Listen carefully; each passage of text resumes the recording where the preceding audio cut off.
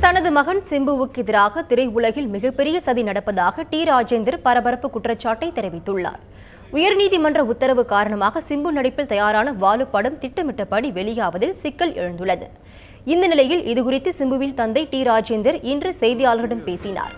அப்போது அவர் வாலு படத்தை வெளியிட நீதிமன்றம் தடை விதிக்கவில்லை என்றும் படத்தை வெளியிடும் நடவடிக்கைகளை மேற்கொள்ள வேண்டாம் என்று உத்தரவிட்டிருப்பதாகவும் தெரிவித்தார். சில ஊடகங்கள் இந்த செய்தியை திரித்து வெளியிடுவதாக குற்றம் சாட்டியுள்ள அவர் திரையுலகில் நடிகர் சிம்புவுக்கு எதிராக சதி நடப்பதாகவும் கூறினார். திரைப்பட ரசிகர்களிடத்திலே இவ்வளவு பெரிய எதிர்பார்ப்பும் ஆவலும் இருக்கின்றது.